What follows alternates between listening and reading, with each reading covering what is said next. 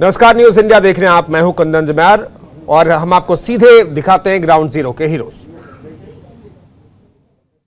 श्री राज्यपाल जी को भेजे पत्र में इस्तीफे के कारण का मैंने पूरा उल्लेख किया है और कारण स्पष्ट है। वही कारण है जिसके नाते मैंने इस्तीफा दिया। आपने बसपा से जब इस्तीफा दिया था, आपने बताया कि दलित पिछड़ों सबका जो अपमान हुआ, अब भारतीय जनता पार्टी में है, नई कदम जो है, क्या पुरानी घर वापसी होगी समाजवादी पार्टी में आपकी? कहाँ होता है क्या नहीं होता है, बात करने के बाद आपको हम बेटी संघमित्रा जो है वो इस समय है कहाँ पर, वो भी क्या इस्तीफा दे रही है? बहरहाल वो तो भी टाइफाइड से पीड़ित है, लेकिन वो बदायूं की सांसद है।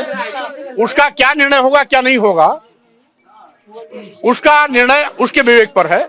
लेकिन मैं सरकार का मंत्री हूं और मंत्रिमंडल के मंत्री पद से इस्तीफा दे रहा हूं। आपने 5 साल निर्वहन किया, अच्छे से जो है कैबिनेट मंत्री पद का चलाया, उसके बाद किससे आखिर नाराजगी हो गई कि आपने मंत्रिमंडल से, क्या योगी जी से रही या मोदी जी से रही या पूरी भारतीय जनता पार्टी? उत्तर प्रदेश के हितों के विरोध में सरकार के लगातार निर्णय का मैंने विरोध करते हुए आज इस्तीफा दिया। केशव प्रसाद मौर्य ने साफ कहा है, केशव प्रसाद मौर्य ने ट्वीट किया है, कहा आपके निर्णय को फिर से सुनना चाहिए। अब केशव प्रसाद मौर्य जी उत्तर प्रदेश के उप मुख्यमंत्री हैं, हमारे सलाहकार नहीं है। इसलिए अगर उन्होंने अपना कुछ सुझाव दिया है तो मैं उनको साधुवाद देता हूं। सिंह सैनी पुराने बसपाई लोग भी जा रहे हैं क्या? अब कौन है कौन नहीं, आप 2 दिन इंतजार करिए। मुंबई में लगातार कोरोना वायरस तेजी से पैर पसारकर आगे बढ़ रहा है। अब जो ताजा जानकारी सबके सामने आ रही है कि मुंबई के अथर रोड जेल में तकरीबन 27 से 30 कैदी जो है वो कोरोना पॉजिटिव पाए गए हैं। फिलहाल इन सभी कैदियों को जेल के अंदर बने आइसोलेशन सेंटर में जो है वो वहाँ पर रखा गया है। बता दें कि इनकी जो कोरोना की जो टेस्टिंग जो कराई गई थी वो 10 दिन पहले कराई गई थी, जहाँ पर तकरीबन 27 से 30 लोग जो कैदी हैं जो सजा काट रहे हैं वो कोरोना पॉजिटिव पाए गए हैं। बता दें जब से कोरोना पूरे हिंदुस्तान में दस्तक दी है तब से प्रत्येक जेलों में, हिंदुस्तान के प्रत्येक जेलों में जो कैदी जो सजा काट रहे होते हैं उनका हर महीने हर हफ्ते जो है कोरोना का टेस्ट कराया जाता है। इस बार भी मुंबई के अथर रोड जेल में जो मौजूदा समय में जो कैदी अपनी सजा काट रहे हैं उनका कोरोना टेस्ट करवाया गया था, जिसमें से तकरीबन 27 से 30 लोगों की जो रिपोर्ट है वो पॉजिटिव पाई गई है। कैमरा अब्बास शेख के साथ शुभम पांडे, न्यूज इंडिया, मुंबई। दोस्तों, लुधियाना में कोरोना ब्लास्ट हुआ है। ऑफिशियली आंकड़ों के मुताबिक लुधियाना में 803 लोग पॉजिटिव आए हैं और 3 लोगों की मौत हुई है। और इस चीज़ को लेते हुए कहीं ना कहीं हमने लुधियाना का जायजा लेने की कोशिश की। हम लुधियाना के चौड़े बाजार में खड़े हैं, आपको तस्वीरें दिखा रहे हैं। इतना कुछ होने के बाद भी लुधियाना के लोग अवेयर नहीं है, चिंतित नहीं है इस बीमारी से, क्योंकि हमने कई लोगों को देखा, कई लोगों ने मास्क नहीं लगाया था। कुछ लोगों से हम पूछने की भी कोशिश करेंगे, जबकि शासन प्रशासन ने सख्त हिदायतें दी हैं। धारा 144 लगी हुई है, सोशल डिस्टेंसिंग चाहिए और कहीं ना कहीं विदाउट मास्क आप बाहर ना चाहिए। लेकिन कुछ लोग हमें दुकान पे मिल रहे हैं, पूछते हैं सर ये क्या नाम है? हाँ जी, की नाम है? अजय कुमार। मास्क नहीं पाया? मास्क अपना माल से लाता और माल बनने पाजी मास्क नहीं पाया? मास्क वैसे नहीं लगाए। आपको मालूम है कि 803 मरीज पॉजिटिव आए हैं कोरोना के? अरे अभी अपनों सामने को नहीं मालूम। मास्क लगाना जरूरी नहीं? वैसे कोई बात नहीं सर, जरूरी तो है, कोई बात नहीं, लगा लेंगे। आपको और तस्वीरें दिखा रहे हैं, जो लोग आ रहे हैं जा रहे हैं। भाई साहब क्या नाम है? नाम राजा। भाई मास्क नहीं लगाया भाई साहब? मास्क ले लेता हूँ, आगे हैं? आगे ले लेता हूँ। बिल्कुल जी, जो तस्वीरें आपको दिखा रहे हैं, कहीं ना कहीं 803 मरीज आ चुके हैं। लोग कहीं ना कहीं लापरवाही से जा रहे हैं। लुधियाना में पूछते हैं, कुछ लोग सामने आए हैं। भाई साहब क्या नाम है? महावीर। मास्क नहीं लगाया? मास्क तो कोई नहीं लगा ही रहता, हम कहाँ से लगा? अगर कोई बीमारी से डर नहीं रहा। सर जी की नाम है?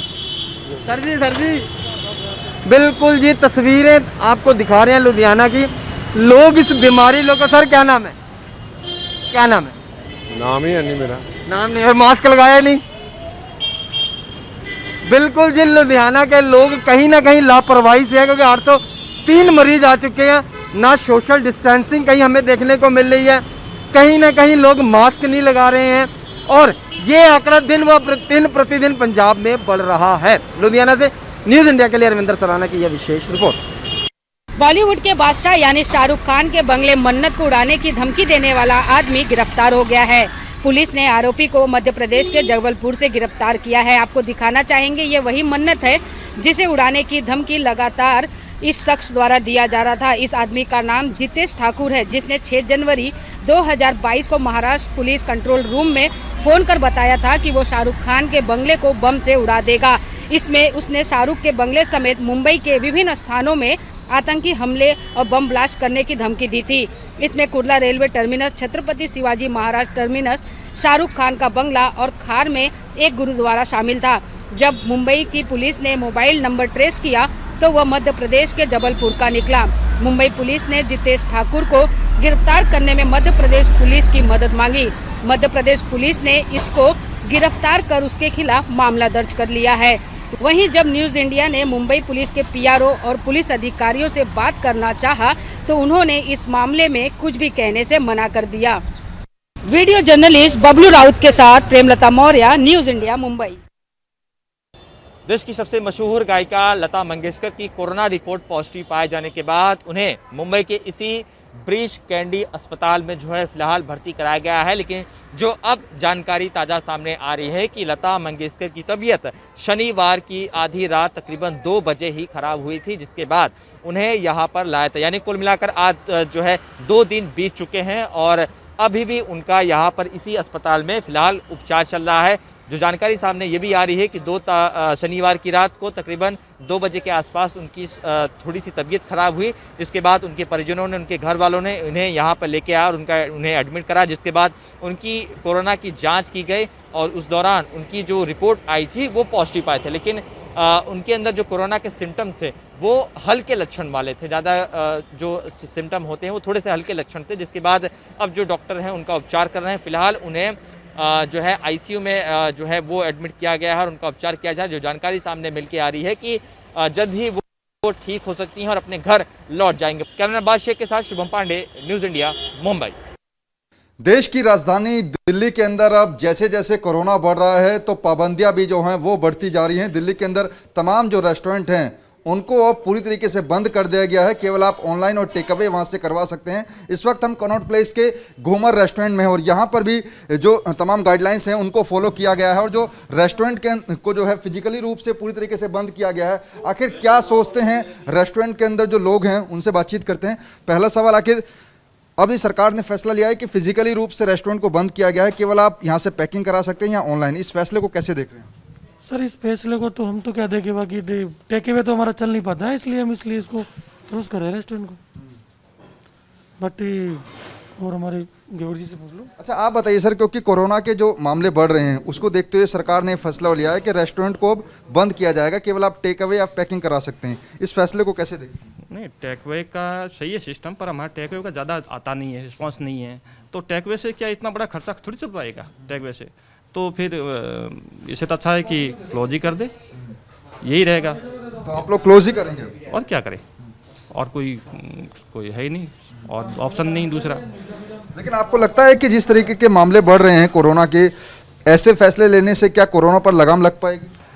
सर, उसमें मेरे हिसाब से लग नहीं रहा है कि इतना हो पाएगा, पर थोड़ा डिस्टेंस के प्रति रहेगा, थोड़ा डिस्टेंस रहेगा तो कोरोना कम बढ़ेगा। और बात बाकी मुझे इतना लग नहीं रहा है कि इतना होगा। अब बीमारी का तो इलाज तो देखो टीके से, इंजेक्शन से, इनसे हो पाएगा, बल्कि डिस्टेंस से देखो हर एक से मिलते हैं जुलते हैं, तो कौन नहीं मिलता, हर एक से मिलता है, तो उससे मुझे लग नहीं रहा है कि ये हो पाएगा ऐसा। अच्छा, पिछले कुछ दिनों में अगर आप बात करें तो आपके रेस्टोरेंट पर इस कोरोना जैसी महामारी से कितना इफेक्ट पड़ा है? मतलब ये पिछला हमारा लॉकडाउन की वजह से पूरा जाना पड़ा, बंद करना पड़ा, पूरा स्टाफ जाना पड़ा, घर पे जाना पड़ा, और क्या। पिछले अगर हम 10 से 15 दिन की बात करें तो क्या उसमें भी थोड़ा सा इफेक्ट पड़ा है, जैसे कोरोना के केस? बहुत इफेक्ट पड़ा है। धीरे धीरे स्लो अभी थाली सिस्टम हो गया, कम से कम 20% रहा है। अब 20% से खर्चा थोड़ी चलता है सर। कितना पुराना रेस्टोरेंट है आपका? ये 5 साल पुराना है। पहले अंडर ग्राउंड में था, अब फर्स्ट फ्लोर पर है। ये 5 साल से चल रहा है। तो बिल्कुल 5 साल पुराना ये घूमर रेस्टोरेंट है, जिसकी पहचान थी राजस्थानी थाली यहाँ पर मिलती थी, ट्रेडिशनल थाली। और राजस्थानी खाने का अगर आपको लुत्फ लेना होता था तो आप कनॉट प्लेस के अंदर आते थे। लेकिन यहाँ पर देखिए इस तरीके से पूरे राजस्थानी वेश में जो है यहाँ पर जो यहाँ के वेटर्स थे वो भी रहा करते थे। लेकिन अब यहाँ पर इस रेस्टोरेंट की बात करें या फिर दिल्ली के अंदर तमाम जो रेस्टोरेंट हैं उस पर अब कोरोना का ग्रहण जो है वो लग चुका है, क्योंकि डीडीएमए की बैठक के बाद अब जो नया आदेश आया है, दिल्ली के तमाम रेस्टोरेंट और बार पर ताला लटका दिया गया है। वहां से केवल आप टेक अवे या फिर ऑनलाइन जो अपने खाने की बुकिंग है वो कर सकते हैं। लेकिन जो रेस्टोरेंट से जुड़े लोग हैं उनका ये कहना है कि इससे ज्यादा फर्क पड़ने वाला है नहीं, क्योंकि कोरोना की दूसरी वेव में जब लॉकडाउन लगाया गया था तो तमाम जो प्रवासी मजदूर थे वो जब अपने घरों की तरफ गए थे तो उस दौरान हालात काफी बुरे हो गए थे। हालांकि सरकार अपने स्तर पर कदम उठा रही है, लेकिन इस फैसले का कुछ लोग स्वागत कर रहे हैं तो कुछ लोगों का कहना है कि इससे कोरोना पर रफ्तार शायद नहीं लग पाएगी। कैमरा पर्सन नरेश के साथ नमित त्यागी, न्यूज इंडिया, दिल्ली। राजधानी दिल्ली के अंदर जैसे जैसे कोरोना की रफ्तार बढ़ रही है उसी तरीके से दिल्ली के अंदर पाबंदियों की रफ्तार भी बढ़ती जा रही है। कल डीडीएमए की बैठक के बाद यह फैसला लिया गया कि दिल्ली के अंदर सभी रेस्टोरेंट और बार को पूरी तरीके से बंद कर दिया गया है। इस वक्त हम कनॉट प्लेस के सबसे मशहूर बार माई बार पर मौजूद है और कल डीडीएमए की बैठक के बाद अब इन बार पर और रेस्टोरेंट पर पूरी तरीके से फिजिकल एंट्री को बंद कर दिया गया है। हालांकि आप ऑनलाइन जो है वो यहाँ से अपना खाना जो है वो ऑर्डर कर सकते हैं, जितने भी दिल्ली के अंदर रेस्टोरेंट हैं या फिर बार है। देखिए ये पूरी कनॉट प्लेस का जो सबसे बड़ा और मशहूर बार है माई बार, यहाँ पर फिलहाल जो है इस बार को जो है फिजिकल रूप से पूरी तरीके से बंद कर दिया गया है। आप ऑनलाइन यहाँ से अपना खाना मंगवा सकते हैं, क्योंकि इस बार की खासतौर पर बात करें तो शाम होते ही इस बार के अंदर जो है पूरी शाम जो है यहाँ की रंगीन हो जाती थी। लेकिन उस रंगीनियत पर जो है अब कोरोना का ग्रहण लग गया है और इसी वजह से दिल्ली के अंदर जो तमाम बार हैं उसके बाद अब डीडीएमए की बैठक के बाद उन बारों को जो है बंद कर दिया गया है। और कनॉट प्लेस का ये सबसे बड़ा और मशहूर बार है। यहाँ पर बात करें तो काफ़ी ज़्यादा जो भीड़ है वो शाम के वक्त में आती थी। लेकिन कल जो डीडीएमए की बैठक हुई है उसके बाद यह फैसला लिया गया है कि दिल्ली के अंदर तमाम जो रेस्टोरेंट है, तमाम जो बार हैं वो फिजिकल रूप से पूरी तरीके से बंद कर दिए जाएंगे। हालांकि ऑनलाइन जो है आप वहाँ से अपना जो फूड है, खाना है, उसको पैक करवा सकते हैं, मंगवा सकते हैं। लेकिन फिजिकली तौर पर जो है इन बार के अंदर अब एंट्री को पूरी तरीके से प्रतिबंध कर दिया गया है। तो कुल मिलाकर माई बार की बात करें या फिर कनॉट प्लेस के अंदर पूरी दिल्ली के अंदर जो अलग अलग इलाकों में बार हैं उन पर पूरी तरीके से कोरोना का ग्रहण लगता हुआ नजर आ रहा है। कैमरा पर्सन नरेश के साथ नमित त्यागी, न्यूज इंडिया, दिल्ली। लगातार देश भर में बढ़ रहे कोरोना के मामलों का असर ताजमहल पर भी सीधे सीधे देखा जा रहा है। कुछ दिन पहले जहां पर ताजमहल पर लंबी लंबी पर्यटकों की लाइनें लगती थी, अब कुछ एक ही पर्यटक यहां पर नजर आ रहे हैं। तमाम लोग यहां पर हमारे साथ मौजूद हैं। इसमें कुछ गाइड हैं, कुछ यहाँ के व्यापारी हैं, कुछ पर्यटक हैं जो ताजमहल देखने के लिए आए हैं। उनसे ही जानते हैं कितना असर कोरोना के चलते ताजमहल पर देखा जा रहा है। जी वैसे तो अगर आप पर्यटन क्षेत्र में देखोगे तो पिछले 2.5 साल से इन सभी का दुर्भाग्य है, जो पर्यटन क्षेत्र में काम कर रहे हैं इनका दुर्भाग्य है कि ये पर्यटन क्षेत्र में क्यों काम करने के लिए आए, क्योंकि इनके सभी के लगभग घर तबाह हैं। इनके लिए खाने के लिए कुछ भी नहीं हो रहा है और कहीं से भी कोई सहायता नहीं मिल रही है। फिर एक आशा की एक किरण जगी कि पिछले 2-3 महीनों से टूरिस्ट आना शुरू हो गया। ये ऐसा लग रहा था कि हम लोग फॉरेनर नहीं कर रहे हैं, कोई नहीं, लेकिन हमारे जो लोकल टूरिस्ट हैं, देशवासी हैं, इनसे घर का खर्चा चलता रहेगा। लेकिन 3 महीने चला थोड़ा सा, उसके बाद अचानक एक ग्रहण सा लग गया इस ट्रेड को कि पिछले शनिवार से लगभग 3 दिन पहले से टूरिस्ट एकदम खत्म हो गया और 90% टूरिस्ट हमारा एकदम खत्म हो गया। समझा जा सकता है कहीं ना कहीं ताजमहल से तमाम उद्योग जुड़े हुए हैं, पर्यटन व्यवसाय यहाँ से जुड़ा हुआ है और पर्यटन व्यवसाय सैकड़ों हजारों की संख्या में लोग काम करते हैं। सीधे सीधे जिस तरह से पर्यटकों की संख्या कमी देखी जा रही है उसका असर इस व्यवसाय पर भी पड़ा है। तमाम लोग बेरोजगारी के कगार पर, जिस तरह से संख्या लगातार कम हो रही है। कुछ लोग और हमारे साथ मौजूद है, क्या कहना चाहेंगे? सर क्या कहना चाहेंगे इसके बारे में, तो आप सभी जानते हैं कि काम रुका ही पड़ा हुआ है। पर्यटन व्यवसाय तो पूरा तबाह हो ही चुका है। जब से लॉकडाउन लगा है दिल्ली में तो काम में बहुत गिरावट आई गई है। समझा जा सकता है कहीं ना कहीं जिस तरह से अब लगातार कोरोना के मामले बढ़ रहे हैं और ताजमहल पर जिस तरह से पर्यटकों की संख्या लगातार कम हो रही है, पहले से विदेशी पर्यटक ताजमहल पर नहीं आ रहा था, अब ऑनलाइन टिकट की केवल यहाँ पर व्यवस्था की गई है। जो लोग ऑनलाइन टिकट बुकिंग करते हैं उन्हें प्रवेश दिया जा रहा है। तो यहाँ पर जो ताजमहल से पर्यटन उद्योग जो जुड़ा हुआ था, तमाम लोग यहाँ पर जो रोजगार पाते थे उद्योग से, उनके सामने उनकी माली हालत इस समय खासी खराब है। उनके सामने रोजी रोटी का भी बड़ा सवाल देखा जा रहा है। देश की राजधानी दिल्ली के अंदर कोरोना की रफ्तार जिस तरीके से बढ़ रही है उसी तरीके से दिल्ली के अंदर पाबंदियां भी बढ़ती जा रही हैं।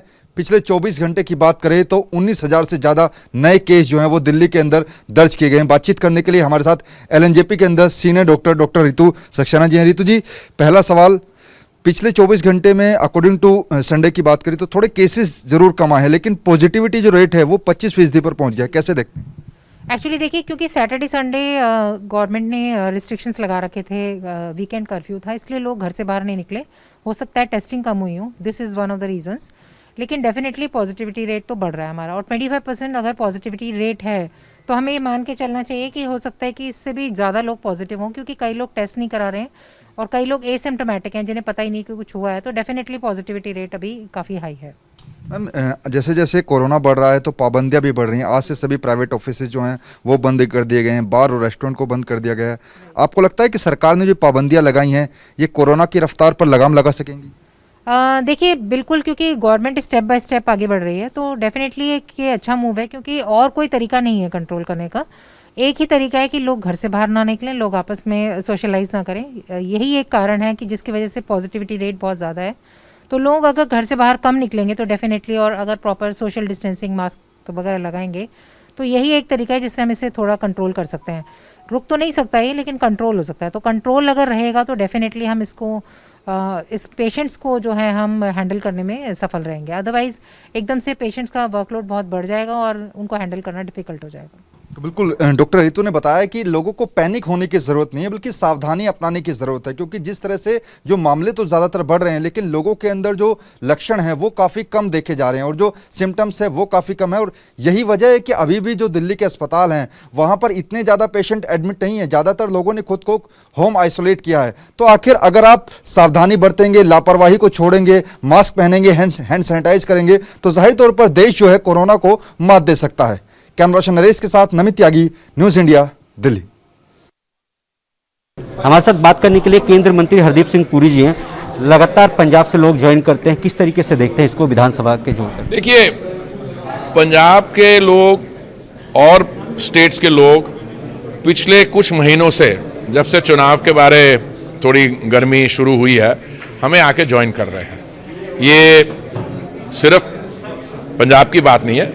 आज हम क्यों पंजाब पे फोकस इसलिए कर रहे हैं क्योंकि बहुत 4-5 लोग ऑलरेडी आज सुबह हमारे में शामिल हुए, जिसमें बड़े अच्छे क्रेडेंशियल्स के लोग हैं जिन्होंने कंट्रीब्यूट किया, अकाली दल से भी और कांग्रेस से भी। तो हम उनका स्वागत करते हैं, और जैसे मैंने पहले भी कहा, मुझे पूरी उम्मीद है कि वो भी हमारे परिवार में शामिल होके वो भी उससे उनको भी फायदा होगा और हमें भी उससे ताकत मिलेगी आने वाले चुनाव में। पर अगर कहा जाए तो प्रधानमंत्री जाते हैं पंजाब, 20 मिनट तक उनका सिक्योरिटी काफिला रुका रहता है। वहाँ के सीएम कहते हैं कि मुझे इसकी जानकारी नहीं है। देखिए, उनके वहाँ के सीएम कई चीज़ें कहते हैं। पहले कहा कि उनको प्रधानमंत्री जी को रिसीव करने जाने वाले थे हवाई अड्डे, कि उनको वो हो गया, कोविड हो गया, इसलिए नहीं जा पाए। उसके बाद एकदम कहीं वो इंटरव्यू दे रहे थे, मास्क भी नहीं पहना हुआ था। कल कहीं सड़क पे कोई किसी का एक्सीडेंट हुआ, वहाँ कैमरा को लेके पहुँच गए उनके पास। तो इनका कोविड की टाइमिंग और ये क्या कहते हैं, इसके बारे में क्या कह सकता हूँ। एक आखिरी सवाल, लगातार आप यूपी का दौरा भी कर रहे हैं, देख रहे हैं नए नए प्रोजेक्ट आ रहे हैं। अखिलेश यादव कह रहे हैं कि बीजेपी वही उद्घाटन करी जो हमने पहले उद्घाटन कर दिया, चाहे मेट्रो को लेकर। मैंने अभी आपको आंकड़े दिए, वो मैंने बोला अंग्रेजी में एक वो है कहावत, सक्सेस हैज़ मैनी फादर्स। जब भी सफलता होती है उसमें कोई क्रेडिट लेने लोग पहुंच जाते हैं। मैं आपको ये बताऊं, 2014 में जब मोदी जी की सरकार बनी, देश भर में सिर्फ 240 किलोमीटर मेट्रो था।